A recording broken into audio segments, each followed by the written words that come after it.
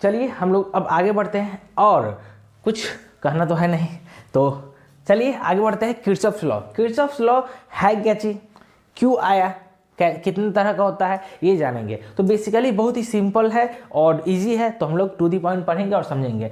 Gustav Robert Kirchhoff's, यह एक scientist है। गुस्ताव रॉबर्ट किरचॉफ्स यह एक साइंटिस्ट है जिन्होंने डिस्कवर किया था इस लॉ को, किरचॉफ्स लॉ को डिस्कवर किया था बस है। और इन्हीं के नाम के किरचॉफ्स, इनके जो सब टाइटल है, इनके जो सरनेम है, उनके नाम पे इस लॉ का नाम रखा गया किरचॉफ्स लॉ। तो गुस्ताव रॉबर्ट किरचॉफ्स 1845 में 1845 में यह लॉ डिस्कवर किए थे और इसके बारे में बताए थे। ठीक, तो ये लॉ क्यों डिस्कवर किए और यह इससे बताना क्या चाह रहे थे। तो जैसे भी हम लोग का जो इलेक्ट्रिक सर्किट हम लोग दिखते हैं, उसको सॉल्व करना हो, उसको समझना हो, उसके बारे में जानना हो, हम उसको समझने के लिए, सॉल्व करने के लिए क्या करते हैं, इस दोनों लॉ का यूज करते हैं, किरचॉफ्स लॉ का यूज करते हैं। इसीलिए इसका कॉम्प्लेक्स सर्किट को बस बेसिकली सॉल्व करने के लिए इस लॉ का खोज हुआ था। उसके बाद किरचॉफ्स लॉ कितने तरह का होता है, तो दो तरह का किरचॉफ्स लॉ हो जाता है। पहला Kirchhoff's current law KCL, Kirchhoff's current law KCL, उसको जंक्शन रूल भी बोलते हैं। दूसरा Kirchhoff's voltage law, Kirchhoff's voltage law, जिसको हम लोग KVL भी बोलते हैं, और उसको हम लोग लूप लॉ भी कहते हैं, LOOP लूप लॉ भी कहते हैं। तो यह था किरचॉफ्स लॉ के बारे में इंट्रोडक्शन। बेसिकली इसके बारे में जो भी छोटा बहुत बस स्टार्टिंग का बस इंट्रो था, उसके बारे में जानते हैं। हम लोग का मेन टारगेट होगा कि किरचॉफ्स करंट लॉ क्या होता है, किरचॉफ्स वोल्टेज लॉ क्या होता है, उसके बारे में जानना। तो बेसिकली हम क्या करेंगे, आपको ये अलग अलग पढ़ाएंगे। तो इस लेक्चर में किरचॉफ्स करंट लॉ बताया जाएगा कि होता क्या है, उस पर एक क्वेश्चन सॉल्व करेंगे और समझेंगे। उसके बाद दूसरे लेक्चर में हम लोग किरचॉफ्स वोल्टेज लॉ पढ़ेंगे और उसके बारे में समझेंगे। बात समझ में आए? आप लोग इस चीज को नोट कीजिए, या और हम उसके बाद आगे बढ़ेंगे। आप क्या कर सकते हैं, स्क्रीनशॉट ले सकते हैं या वीडियो पॉज करके ले सकते हैं। हम बेसिकली 2 मिनट के लिए साइड होंगे।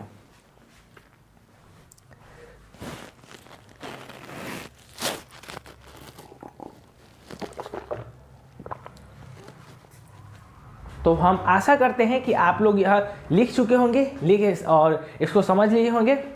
ज़्यादा कुछ जानना नहीं था, इंट्रो था। तो अब हम लोग स्टार्ट करेंगे किरचॉफ्स करंट लॉ। ठीक, चलिए तो आगे बढ़ते हैं।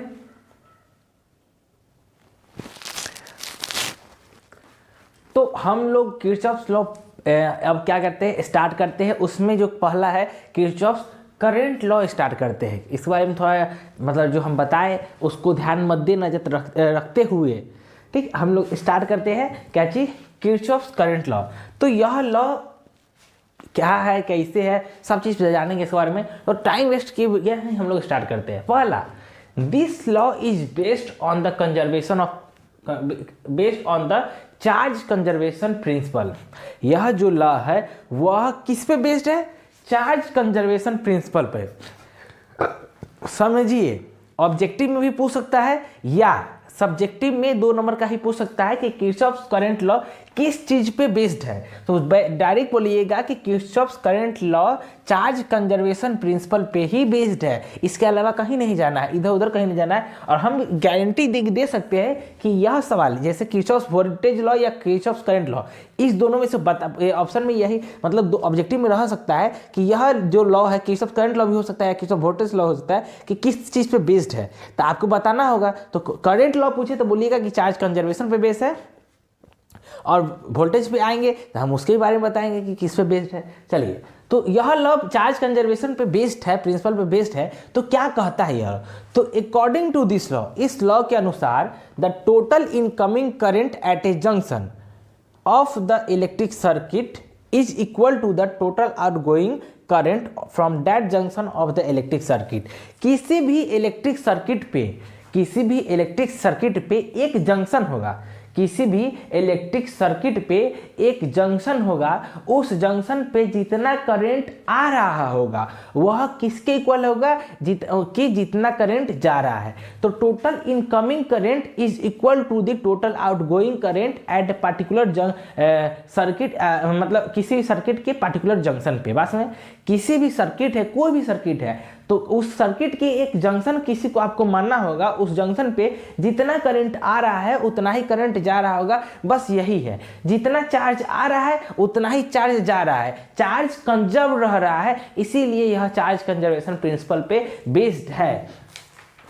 तो मेरे मन में एक सवाल है, आपको हम आपसे पूछना चाहेंगे या आपको बताना चाहेंगे कि जंक्शन किसको कहते हैं, ठीक, जंक्शन किसको कहते हैं, लूप किसको कहते हैं, यह एक दो तीन तरह का सवाल है जिसको हम आपको बताएंगे, समझाएंगे कि जंक्शन किसको कहते हैं, लूप किसको कहते हैं, ये सब भी बताएंगे। तो हम सोच रहे थे कि जंक्शन और लूप इसी वीडियो में बताएंगे, ठीक। हम सोचे कि अगले नेक्स्ट वीडियो में बताते हैं, बट इसी वीडियो में बताएंगे कि जंक्शन किसको कहते हैं, लूप किसको कहते हैं। बट इससे पहले आप जानिए किर्चॉफ्स करंट लॉ में कि यह किस पे बेस्ड है, चार्ज कंजर्वेशन प्रिंसिपल पे बेस्ड है। और यह क्या मतलब लॉ कहता क्या है कि जितना करंट आ रहा है किसी सर्किट के एक जंक्शन पे, उतना ही करंट जा रहा होगा किसी सर्किट उस सर्किट के जंक्शन पे। बस total incoming current is equal to total outgoing current, बस यही फार्मूला है, यही लॉ है, इसी को समझना है, ठीक। अब आप इसको लिखिए, उसके बाद हम बताते हैं कि जंक्शन किसको कहते हैं और लूप किसको कहते हैं। उसके बाद इस प्रिंसिपल के बेसिस पे हम लोग कुछ क्वेश्चंस करेंगे।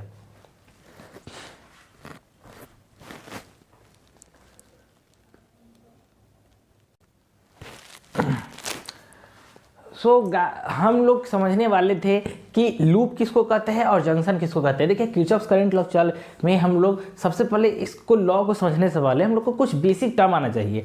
जो बेसिक टर्म है जंक्शन और लूप। देखिए क्रैश कोर्स चल रहा है तो बताना तो पड़ेगा ही, चाहे कितना स्किप कर सकते हैं, ठीक। हम बहुत चीज स्किप थोड़ी कर सकते हैं, जो बेसिक टर्म है उसको बताना पड़ेगा, क्योंकि हो सकता है ऑब्जेक्टिव में पूछ दे कि इसमें कितने लूप है, इसमें कितने जंक्शन है, तो आप उस समय तो आपको पता होना चाहिए, ठीक। तो आप इसके में क्या कर सकते हैं कि आपको एक सर्किट दे देगा, इसमें बताएगा कि पूछिएगा कि लूप कितना है, जंक्शन कितना है। तो हम एक काम करते हैं, सबसे पहले लिखते हैं जंक्शन, क्या हो गया, जंक्शन और लूप। अब देखिए क्रैश कोर्स है तो हम डिफिनीशन तो नहीं लिख पा पाएंगे, लेकिन समझा जरूर देंगे कि लूप और जंक्शन किसको कहते हैं, ठीक। जंक्शन उसको कहते हैं जहां पे तीन या तीन से अधिक कंडक्टर, जो रजिस्टर है, जो वायर है, वो आके मिले। जंक्शन ऐसा पॉइंट को कहते हैं जहां पे तीन या तीन से अधिक कंडक्टर या वायर या जो भी हमारा जो सर्किट का जो वायर है वो मिले, उस पॉइंट पे आके मिले, उस पॉइंट को हम लोग क्या कहेंगे, जंक्शन कहेंगे। और लूप किसको कहेंगे, लूप उसको कहेंगे कि एक क्लोज सर्किट को हम लोग एक लूप कहेंगे, मतलब एक क्लोज्ड पैक सर्किट को हम लोग क्या कहेंगे, लूप कहेंगे। तो जैसा कि हम बताए कि तीन या तीन से अधिक कंडक्टर या वायर किसी एक पॉइंट पे आके मिले, उसको हम लोग जंक्शन कहते हैं। तो आप अब हमको बताइए कि इसमें कितना लूप है, कितना जंक्शन है। तो हम यहाँ पे पॉइंट दिए हुए हैं, इस पॉइंट पे A B C D E F G H I यहाँ पे दिए हुए हैं। अब आपको बताना है कि इसमें कौन कौन सा क्या है, लूप है और जंक्शन है। तो पहले हम जंक्शन पर बात करेंगे, फिर लूप पे आएंगे। तो सबसे पहले पॉइंट क्या करते हैं, ए से शुरुआत करते हैं और देखते हैं कि कौन सा लूप है और मतलब कौन सा जंक्शन है। तो जंक्शन का डिफिनेशन फिर से हम लोग ध्यान में आते हैं कि तीन या तीन से अधिक कंडक्टर या वायर किसी एक पॉइंट पे आके मिले, उसको हम लोग क्या कहेंगे, जंक्शन कहेंगे। तो पॉइंट ए पे लिखिए कितना वायर आ रहा है, 1 2, मतलब दो ही कंडक्टर या वायर आप कह सकते हैं, जो भी कहे, वहां पे आके मीट हो रहा है, मिल रहा है। तो उसको ये दो है, हमको डिफिनीशन में क्या था, तीन या तीन से अधिक। तो ए तो मेरा जंक्शन नहीं है। बी पे भी वही केस है, एक वायर दो वायर, लेकिन जंक्शन क्या होता है, तीन या तीन से अधिक वायर एक जगह पे आके मिले, उसको लूप का जंक्शन कहते हैं। तो बी भी नहीं रहा। सी पॉइंट पे देखिए, एक वायर, दो वायर, 3 4 5 वायर आके एक जगह पे मिल रहा है, यह क्या है, एक जंक्शन है, ठीक। एक जंक्शन मतलब बहुत सारा ट्रेन एक बार में आया, 2 ट्रेन आया तो उसको जंक्शन नहीं कहेंगे, लेकिन जंक्शन उसको कहेंगे कि जहां 3 या 3 से अधिक ट्रेन आ रहा हो। तो देखिए यहाँ 1 train, 2 train, 3 train, 4 train, 5 train, 5 गाड़ी यहाँ पे आ रहा है, 5 कंडक्टर वायर है, उसीलिए हम इसको क्या बोलेंगे, जंक्शन बोलेंगे। तो सी मेरा एक जंक्शन हो गया। डी में देखिए 1 वायर 2 वायर, डी नहीं हुआ क्योंकि 2 ही जंक्शन है, मतलब 2 ही क्या है, वायर कंडक्टर है।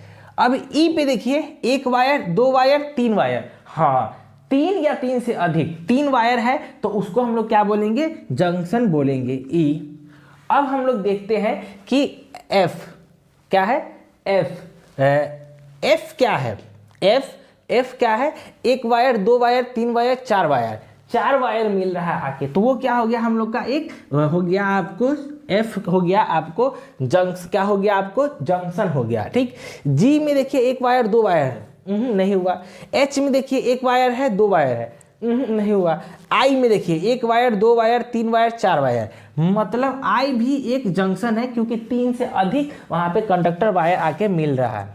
अब लूप पे आता है बात कि लूप किसको कहते हैं, तो क्लोज सर्किट को हम लोग क्या कहते हैं, लूप कहते हैं। तो आप यहाँ पे लिख नहीं सकते हैं, लिखना नहीं है, बस समझना है क्लोज्ड कौन कौन है, ये क्लोज है, ये क्लोज है, ये क्लोज है, ये क्लोज है, ये क्लोज है, सब तो क्लोज ही है। तो उसी क्लोज सर्किट को ही हम लोग क्या कहते हैं, लूप कहते हैं। बात समझ में आए कि पूरे मतलब क्लोज सर्किट को पैक हो, ओपन नहीं होना चाहिए, जो पैक्ड हो उसको हम लोग क्या कहते हैं, उसको हम लोग कहते हैं आपको लूप, ठीक। और जंक्शन समझ में आया, 3 या 3 से अधिक वायर जहां पे आके मिले टकराए उसको हम लोग क्या कहेंगे, हम लोग बोलेंगे उसको जंक्शन।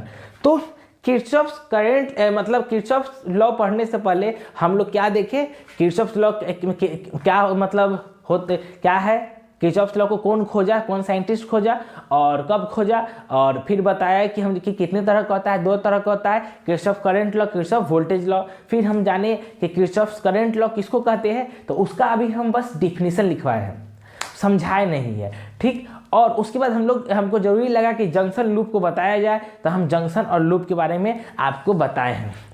किरचॉफ करंट लॉ हम लोग इसी लेक्चर में कंप्लीट कर सकते हैं या हम लोग नेक्स्ट लेक्चर में कंप्लीट करेंगे, बस इसके नेक्स्ट लेक्चर में हम लोग कंप्लीट करेंगे, आपको मिल जाएगा किरचॉफ्स करंट लॉ, आपको मिल जाएगा, ठीक। आपको किरचॉफ्स करंट लॉ और किरचॉफ्स वोल्टेज लॉ शायद हम कोशिश करेंगे कि एक नहीं, इसी में बता देते हैं, छोड़िए इसी में बता देते हैं। तो हम लोग किरचॉफ्स करंट लॉ समझेंगे क्योंकि अभी हम लोग जस्ट थोड़ा देर पहले लूप और जंक्शन समझे हैं, तो उसको भी समझना जरूरी था। तो अब किरचॉफ्स करंट लॉ में क्या है इसको समझिए कि इसको और एक तरह से हम समझ सकते हैं कि जितना इनका करंट आया जितना करंट गया वो एक डिफिनेशन हो गया किसी एक पार्टिकुलर जंक्शन पे, ठीक। और एक डिफिनेशन और हो सकता है कि किसी एक जंक्शन पे देखिए 1 2 3 4 5 है, तो जंक्शन हो गया ये पॉइंट तक, एक इस पॉइंट पे जो टोटल इनकमिंग करंट है, देखिए ये 1 आ रहा है, 3 आ रहा है, 4 आ रहा है, बाकी 5 और 2 जा रहा है। ये देखिए करंट 1 2 3 4 5 में 1 3 4 आ रहा है, 2 करंट I2 और I5 जा रहा है। तो बोल रहे हैं कि जितना करंट आ रहा है उसको हम लोग पॉजिटिव मानेंगे और जितना करंट जा रहा है उसको नेगेटिव मानेंगे, और उसका सम क्या हो जाएगा, 0 के इक्वल हो जाएगा। उसका सम क्या हो जाएगा, नेट किसके इक्वल हो जाएगा, 0 के इक्वल हो जाएगा। ऐसा काहे बोल रहे हैं क्योंकि यह चार्ज कंजर्वेशन प्रिंसिपल पे बेस्ड है, और चार्ज कंजर्वेशन की जितना करंट आया उतना करंट गया तो बराबर होना चाहिए, इसीलिए। तो हम लोग बोलेंगे कि समेशन ऑफ ऑल करंट, जितना करंट है इनकमिंग आउटगोइंग उसको 0 लिखेंगे, और इनकमिंग को हम लोग पॉजिटिव मानेंगे, आउटगोइंग को नेगेटिव मानेंगे। तो I1 minus I2 plus I3 plus I4 minus I5 equal to 0, और उसको लिखेंगे हम लोग I1 plus I2 plus I4 equal to, और निगेटिव वाले पार्ट को उधर भेजेंगे। तो देखिए एक तरफ इनकमिंग करंट एक तरफ आउटगोइंग करंट, दोनों बराबर हो गया। और इसी में होता है कि एक दो को मतलब होता है क्या, इसमें कोई दिया रहता है कोई नहीं दिया रहता है, उसको निकालना रहेगा। तो किरचॉफ्स करंट लॉ हम इसमें बता दिए क्या होता है, लेकिन इसमें क्वेश्चन का प्रैक्टिस हम लोग इसके next lecture Kirchhoff's voltage law वाले लेक्चर में हम लोग करेंगे। उसमें सबसे पहले हम किरचॉफ्स करंट लॉ का 1-2 क्वेश्चन करवाएंगे, उसके बाद आपको हम किरचॉफ्स करंट वोल्टेज लॉ पढ़ाएंगे और समझाएंगे। तब तक के लिए देखिए अच्छे से पढ़िए, रोज दम लगा के पढ़िए, मन से पढ़िए, और अच्छे रहे, स्वस्थ रहे, हेल्दी रहे। तब तक लिए tata bye bye and note down it, please note it.